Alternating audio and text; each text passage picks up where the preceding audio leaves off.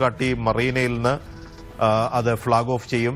10:30 പറന്നുയരുന്ന വിമാനം ഇടുക്കിയിലെ മാട്ടുപ്പെട്ടി ഡാമിൽ ലാൻഡ് ചെയ്യും. ടൂറിസം മന്ത്രി PA മുഹമ്മദ് റിയാസാണ് പരീക്ഷണ പറക്കൽ ഫ്ളാഗ് ഓഫ് ചെയ്യുക. 17 സീറ്റുള്ള ജലവിമാനമാണ് എത്തിയിരിക്കുന്നത്. ഇപ്പോൾ മറീനയിൽ നിന്ന് ഞങ്ങളുടെ പ്രതിനിധി അഖില നന്ദകുമാർ ചേരുന്നുണ്ട്. മാട്ടുപ്പെട്ടിയിൽ അത് ലാൻഡ് ചെയ്യാൻ പോകുന്ന സ്ഥലത്ത് നിന്ന് ശ്രീധൻ കുറിയടത്തുമുണ്ട്. ആദ്യം അഖില, എല്ലാം സെറ്റല്ലേ? കൃത്യസമയത്ത് തന്നെ നടക്കുമോ?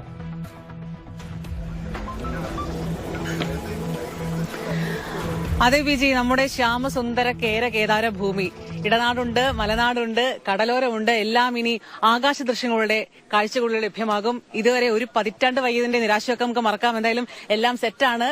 ബോൾഗാട്ടി മറീനയിൽ സീപ്ലെയിൻ ഇപ്പോൾ എല്ലാവിധ സജ്ജീകരണങ്ങളും ഒരുക്കങ്ങളും തയ്യാറാക്കി വെച്ചിരിക്കുകയാണ്. ഈ മറൈൻ ഡ്രൈവും ഗോശ്രീ പാലവും ഒക്കെ ഏറ്റവും സുന്ദരമായിട്ടുള്ള ആ കാഴ്ചയെ വരവേൽക്കാനായി കാത്തു നിൽക്കുകയാണ്.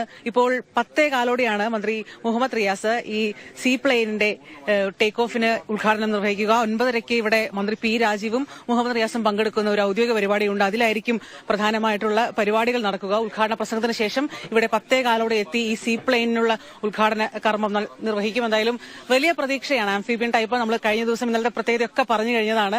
എല്ലായിടത്തും നമുക്ക് ഇപ്പോൾ മാട്ടുപ്പെട്ടി ഡാമിലേക്കാണ് പോകുന്നത്. അവിടെ ഒരു തടാകത്തിൽ വന്നിറങ്ങുന്നു പറയുമ്പോൾ 2 സ്ഥലത്തും കരയിലും കായലിലും കടലിലും എവിടെയും വന്നിറങ്ങാം. കേരളത്തെ സംബന്ധിച്ച് വലിയ വലിയ വലിയ സാധ്യതകൾ തന്നെയാണ്. മധ്യ കേരളത്തിലും തെക്കൻ കേരളത്തിലും മലബാറിലും ഒക്കെ വിപുലമായി കിടക്കുന്ന ഈ ടൂറിസം മേഖലകളിലേക്ക് നമുക്ക് അരമണിക്കൂറിൽ തന്നെ എത്താൻ കഴിയുന്ന ഒരു സജ്ജീകരണമാണ് ഈ സീപ്ലെയിൻ വഴി ഒരുക്കുന്നത്. നമുക്ക് 4 എയർപോർട്ട് ഉണ്ട്. അതുകൊണ്ട് ഇതിന്റെ ഇന്ധനം അടിക്കുന്ന കാര്യങ്ങളൊന്നും ഒരു ടെൻഷൻ കൂടി വേണ്ട. എല്ലാ ക്രൂവും ഇപ്പോൾ റെഡിയാണ്. ഇവിടെ എല്ലാവരും തയ്യാറായിട്ട് 15 അംഗ ടീമിനാണ് ഇവിടെ ഇരിക്കാൻ കഴിയുക. ക്രൂ അംഗങ്ങളൊക്കെ എത്തിക്കഴിഞ്ഞിരിക്കുന്നു. എല്ലാവരും വലിയ ആകാംക്ഷയോടെ വരവേൽക്കുകയാണ്. Sir, yesterday we had a happy landing. Today for a great takeoff. Right, yeah, we are looking forward for an excellent takeoff. We'll be planning a sortie with the ministers on board, and further we'll be going from here to Mattupatti, and the ministers will get down there from Mattupatti. Further, we'll go to the airport.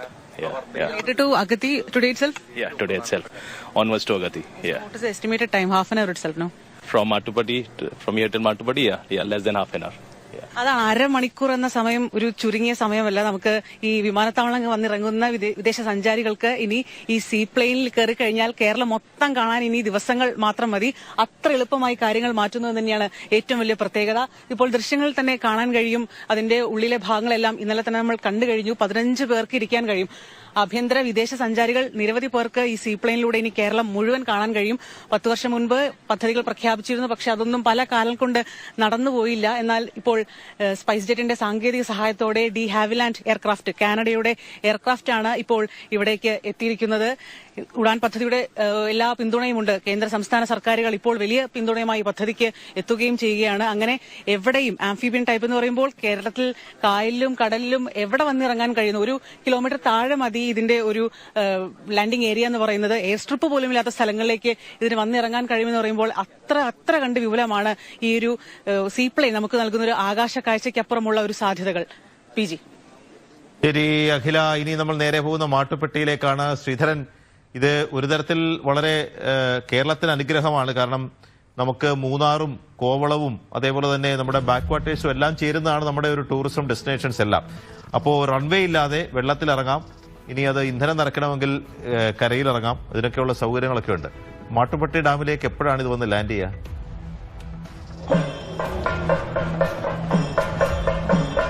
PG, തീർച്ചയായും മാട്ടുപ്പെട്ടി ഡാമിലേക്ക് അരമണിക്കൂർ മതി കൊച്ചിയിൽ നിന്ന്. അതായത് കൊച്ചിയിൽ നിന്ന് നമ്മൾ മൂന്നാറിലെത്തണമെങ്കിൽ 3, 3.5, 4 മണിക്കൂറൊക്കെ പിടിക്കുന്ന സമയത്താണ് അരമണിക്കൂർ കൊണ്ട് കൊച്ചിയിൽ നിന്ന് ഈ സീപ്ലെയിൻ ജലവിമാനം എത്തുന്നത്. എനിക്ക് തൊട്ടുപുറകെ കാണാം, ഇവിടെയാണ് ലാൻഡിംഗ് സെന്റർ അല്ലെങ്കിൽ എയറോഡ്രോം എന്ന് വിളിക്കുന്ന സാങ്കേതിക പദം ഉപയോഗിച്ചിരിക്കുന്ന ആ ഭാഗം. അവിടേക്കാണ് വന്നിറങ്ങുക.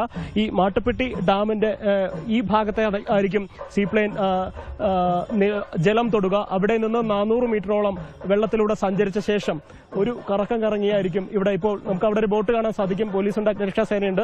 ആ ഭാഗത്തേക്ക് ഈ സീപ്ലെയിൻ വന്ന് ഇറങ്ങുന്നത് അവിടെയാണ്. അവിടെ വെച്ചാണ് ഇവർക്ക് സ്വീകരണം നൽകുന്നത്. ഇങ്ങനെ തന്നെയായിരിക്കും ഇതിന്റെ ഏകദേശ സ്ട്രക്ചർ. ഇനി ഇത് യഥാർത്ഥ രീതിയിൽ പ്രവർത്തിക്കുകയാണെങ്കിൽ നേരത്തെ പറഞ്ഞ പോലെ എല്ലാ ടെറൈനും ഓൾ ടെറൈൻ നമുക്ക് കാണാൻ സാധിക്കും എന്നുള്ളത് തന്നെയാണ് ഏറ്റവും വലിയ ഇതിന്റെ ഒരു പ്രത്യേകതയായി ചൂണ്ടിക്കാണിക്കുന്നത്. അരമണിക്കൂർ കൊണ്ട് കൊച്ചിയിൽ നിന്ന് ഇവിടെ എത്തുന്നു. ഈ നേരമംഗലം അങ്ങോട്ട് കഴിഞ്ഞു കഴിഞ്ഞാൽ തന്നെ നമുക്ക് ഈ മലയോരത്തിന്റെ ഒരു ഭംഗി ആസ്വദിക്കാൻ സാധിക്കും ഈ സീപ്ലെയിനിൽ ഇരുന്നുകൊണ്ട് എന്നുള്ളത് തന്നെയാണ് എടുത്തു പറയേണ്ട ഒരു കാര്യം. പിന്നീട് അങ്ങോട്ട് ഇടുക്കിയുടെ സൗന്ദര്യം ആസ്വദിക്കാൻ സാധിക്കും. പിന്നെ തേയില തോട്ടങ്ങൾ കാഴ്ചകൾ കാണാം, മൂന്നാറിന്റെ പ്രകൃതി ഭംഗി കാണാം, ഈ അണക്കെട്ടുകൾ കാണാം, വെള്ളച്ചാട്ടങ്ങളുണ്ട്. ഇതിന്റെ എല്ലാം ആകാശ ദൃശ്യങ്ങൾ വലിയ രീതിയിൽ തന്നെ വിനോദസഞ്ചാരികൾക്ക് ആസ്വദിക്കാൻ സാധിക്കുമെന്നുള്ളതിനാണ് ഏറ്റവും വലിയ ഒരു പ്രത്യേകതയായി കാണുന്നത്. ആലപ്പുഴ ഒപ്പം ഇത് അവിടുത്തെ ബാക്ക് വാട്ടർ കായലിന്റെ സൗന്ദര്യം കാണാനുള്ള രീതിയും അവിടേക്കായിരുന്നു ആദ്യം പദ്ധതി പ്ലാൻ ചെയ്തിരുന്നത്. നമ്മൾ അതിന്റെ രാഷ്ട്രീയ വിവാദങ്ങളെല്ലാം തന്നെ വിശദമായി കഴിഞ്ഞ ദിവസങ്ങളെല്ലാം ചർച്ച ചെയ്തതാണ്. ഇപ്പോൾ ഈ ഒരു പദ്ധതി വിജയിക്കുകയാണെങ്കിൽ പാലക്കാട്ടേക്ക് ഉൾപ്പെടെ, അതായത് മലമ്പുഴ ഡാമിലേക്ക് ഉൾപ്പെടെ ഇറക്കാൻ പറ്റുന്ന രീതിയിൽ സീപ്ലെയിൻ സർവീസുകൾ തുടങ്ങാനാണ് ഇപ്പോൾ ടൂറിസം വകുപ്പിന്റെ ഉൾപ്പെടെ പദ്ധതി. ഏതായാലും ഇന്നിപ്പോൾ ഇതിന്റെ കന്നി ലാൻഡിംഗ് ആണ്, കന്നിപ്പറക്കൽ അവിടെ നിന്ന് കഴിഞ്ഞ് ഇവിടെ ലാൻഡിംഗ് ആണ്. നമ്മൾ അതിനുവേണ്ടിയുള്ള ആകാംക്ഷയിലാണ്. എല്ലാ ഉദ്യോഗസ്ഥരും തയ്യാറായിട്ടുണ്ട്. വനംവകുപ്പ് ഉദ്യോഗസ്ഥരുണ്ട്, ഒപ്പം അഗ്നിരക്ഷാസേനയുണ്ട്. എന്തെങ്കിലും അടിയന്തര സാഹചര്യങ്ങളുണ്ടെങ്കിൽ നേരിടണമെങ്കിൽ അഗ്നിരക്ഷാസേനയുണ്ട്. സ്കൂബ സംഘങ്ങൾ ഇപ്പോഴും സർവൈലൻസ് ഉണ്ട്, പോലീസുണ്ട്. അങ്ങനെ വലിയ വിപുലമായ ഒരു സജ്ജീകരണം. ഒപ്പം ആഘോഷ തിമിർപ്പിലേക്ക് പോകുന്നു. ചെണ്ടമേളങ്ങളൊക്കെ നമുക്ക് കേൾക്കാൻ സാധിക്കുന്നുണ്ട്.